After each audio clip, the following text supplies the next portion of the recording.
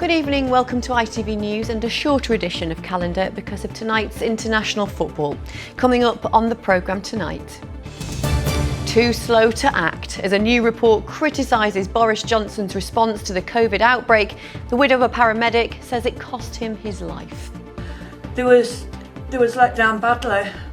There were so many deaths, doctors, nurses, people like Charlie. 20,000 people could have been saved. That death rate could have been cut in half.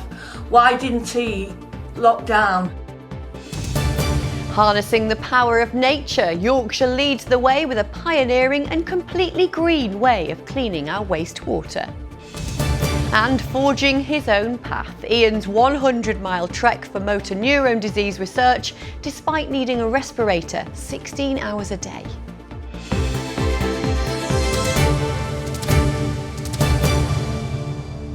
Good evening. First tonight, the widow of a paramedic who died from coronavirus says he and thousands of others were let down by the government.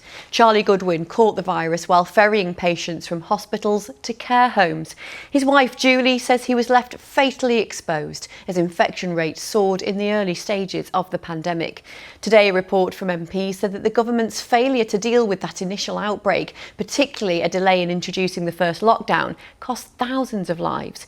It also listed other failures in protecting care home residents and found unacceptably high deaths in Black, Asian and minority ethnic communities.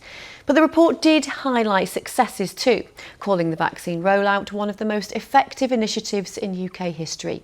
David Hurst has our top story tonight. Charlie Goodwin's wife begged him to stay home early in the pandemic, but the ambulance worker's dedication to his job in Mansfield cost him his life. One of hundreds of frontline health and care workers who died from coronavirus after being exposed to the deadly virus.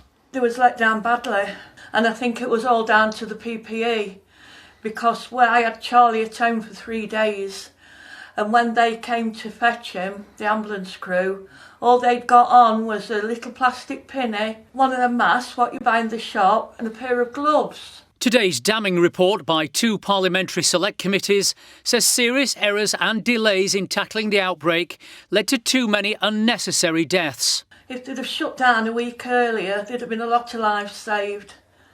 Yes, I do. I think it'd still have been here. 20,000 people could have been saved. That death rate could have been cut in half. The report also says many thousands of elderly people died needlessly, finding hospitals discharge patients into care homes without testing them for the virus because officials were focused on protecting the NHS. This care home at Featherstone couldn't accept admissions because it was already full. It also introduced full-scale protective measures early on, and its owner is proud that not one single resident has died here from COVID. We had a great relationship with our local council, Wakefield Council, who went out of their way to help care home owners. But we felt from the national level that relationship didn't exist. Until social care is at the top of the political conversation, only then are we going to get real change. And the family of Stella Watkins will be forever grateful that she didn't become another COVID tragedy. I feel very, very lucky. They did absolutely everything possible to keep everybody safe. The report says death rates among Black, Asian and minority ethnic communities and those with learning disabilities were unacceptably high.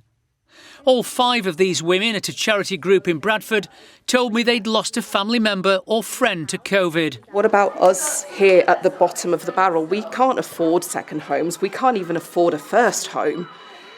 And we were just left to deal with everything as well as we could. The government should actually put a straight message across, because there is so much going on social media. It really is hard. One hospital consultant agrees with the report that delays in the first lockdown was a crucial mistake. If we have locked down a week earlier, we could have saved thousands of lives just by having a lockdown a week earlier. So our response has been pathetically slow. Failings which have cost lives. And as the fight goes on to keep down infection rates and deaths, which are higher than other Western countries, experts say it's vital past mistakes are not repeated. David Hurst, ITV News, West Yorkshire. Well, Fraser Maud has been looking over the 150-page report and joins us from the newsroom now. Fraser, we've already heard some pretty damning conclusions on the government's response to COVID, but what else did the two select committees find? Well, no surprise, Katy, that the controversial test and trace system came in for some heavy criticism. Despite the UK being one of the first countries in the world to develop an accurate test back in January 2020, that wasn't translated into an effective programme. The £37 billion system that the government did launch in England 5 months later was described by the report as slow, uncertain and often chaotic, although it did say that Matt Hancock's decision to set targets of 100,000 tests a day deserved some praise for helping to galvanise the system. But the greatest praise was saved for the vaccination programme and the support from the government for the development of the vaccines, like the game-changing Oxford AstraZeneca jab. The whole programme, according to the report, was one of the most effective initiatives in history and is one which could ultimately save millions of lives across the world. And yet, unsurprisingly, there's been some fierce criticism from our region's opposition MPs, hasn't there, Fraser? There has indeed. Many referring to the government's lack of apologies over the situation and to what several refer to as the needless loss of lives. And Labour's coordinated push seems to be towards an immediate public inquiry. I spoke to Leeds North East MP Fabian Hamilton earlier on today. He said England's failure to learn from other countries needs to be put front and centre. That's why I believe we need an immediate public inquiry. We need to learn those lessons. Blame isn't going to help the bereaved families, but knowing that the lessons will be learnt for future such events, if they ever occur again, which they will, is the best way we can actually pay tribute to those who needlessly died. Well, the government says that there will be an inquiry, but not until after the winter. And it also maintains that it made the best choices it could, given the information available. We acted throughout on the basis of the scientific advice. We moved quickly to protect the NHS from the surge that we saw in countries such as Italy, and we saved lives in particular through the fast deployment of the vaccine programme. But where there are lessons to learn from the information we now know, which was different to what was known often when these decisions were being taken, then the inquiry will enable us to do so. So an inquiry will definitely happen, but it does seem likely that we'll be waiting until at least the spring for it to start. OK, thank you very much. That's Fraser Maud there in our newsroom. Some news in brief now, and police have named the 19-year-old man who died following a stabbing in Bradford city centre at the weekend. Cian Tordoff, who's from the city, died at the scene of what police say was a large-scale fight in John Street on Sunday morning. A second 19-year-old was also stabbed, and his condition is now said to be stable. A 16-year-old boy and two men, aged 21 and 26, remain in custody as investigations continue. Meanwhile, detectives are appealing for information after a 16-year-old boy was stabbed and seriously injured in Leeds. It's believed the boy was attacked by a group in the early hours of the morning and stabbed in the back. His wounds are not considered to be life-threatening. The incident happened inside the Premier convenience store at the junction of Hare Hills Lane and Coldcoats Avenue. Police also received reports of a group fighting with knives at nearby Hare Hills Lane around 11:30 p.m. last night and are looking into whether those incidents could be linked. A jury has failed to reach verdicts in the trial of a West Yorkshire police sergeant accused of raping a woman after a night out. 36-year-old Ben Lister denied raping the woman at a house 5 years ago after they had both been drinking. A judge at Bradford Crown Court dismissed the jury when they failed to reach verdicts after deliberating for more than 10 hours. There'll now be a new hearing on November the 3rd. A pioneering new way of treating wastewater has been unveiled in South Yorkshire. Clifton Waste Treatment Works near Doncaster has been transformed by creating a new wetland area designed to capture harmful substances. It's the first time the system has been used in Yorkshire, but if successful, it could be brought in elsewhere. Here's Martin Fisher. Sparkling in the autumn sunshine, it's hoped this series of newly created wetland ponds could herald a bright and eco-friendly future for how wastewater is treated. Carved out of a hillside, this series of ponds removes harmful substances without using chemicals. In my lifetime, 40 years, we've seen 35% loss of wetlands, and this is about today, it's almost symbolic for a mindset change in terms of how we engineer in the future. If we think differently, we can actually change the way that we engineer and engineer with nature, as opposed to use those big bits of equipment that we normally use. The key is the 20,000 wetland plants that have been planted. These and the clay therein absorb phosphorus, often in wastewater from detergents, without relying on energy-heavy treatment processes. Well, behind me is Clifton Village, and that's home to around 150 people who are generating the wastewater that's going through this new process.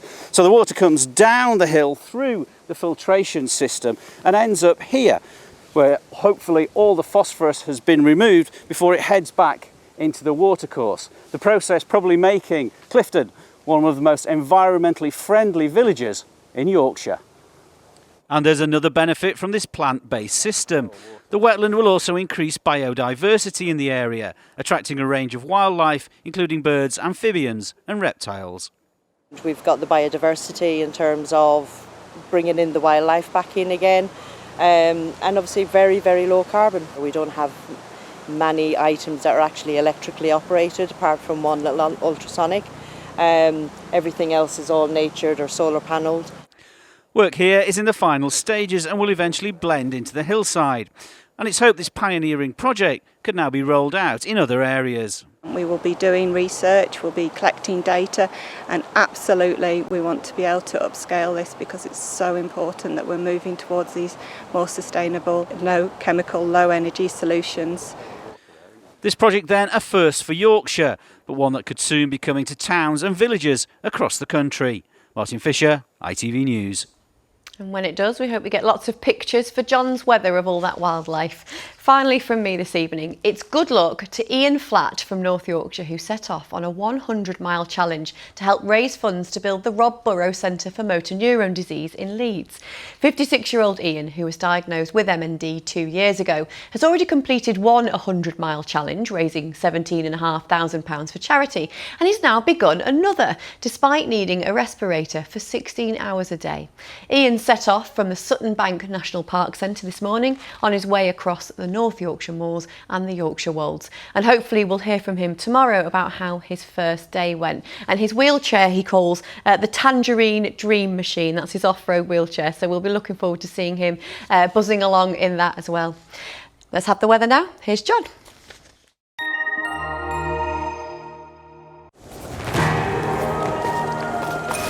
Bringing you blue skies and sunshine. TUI sponsors ITV Yorkshire Weather. Hello there, nothing much to write home about today weather-wise. A damp, drizzly autumn feel to things here in York, but there must have been at least a little bit of sunshine. Here's a rainbow over Castleford. So the view from space does show a lot of cloud. It's a weak frontal system, that cloud occasionally thick enough to give one or two outbreaks of light rain or drizzle through today. Little change overnight tonight, staying fairly cloudy on the damp side, mainly dry. Low temperatures could get down to 4 Celsius in parts of North Yorkshire. There's this morning's sunrise in South Yorkshire. The sun's up at 7:29 tomorrow, setting again at 6:15. So again a cloudy start in the morning, a lot of mistiness up over the Pennines, but it will be a brighter day tomorrow. That cloud will break up more than it did today, allowing 1 or 2 sunny spells. Mainly dry, again an odd light shower possible in the Pennines, and a top temperature of 16 Celsius in a moderate westerly wind. And through tomorrow evening it does remain fine. And then into Thursday. Thursday's not too bad a day, should be mostly fine with a little bit of sunshine coming through, and Friday's not looking too bad either. That's it, enjoy your evening. TUI sponsors ITV Yorkshire Weather. Not too bad at all, John. Well, that's it from me. Our next update is at 10:30. The national and international stories follow shortly with Mary Nightingale. But for now, from the whole team here, or just me on calendar, thanks ever so much for watching, and we'll see you soon. Bye-bye.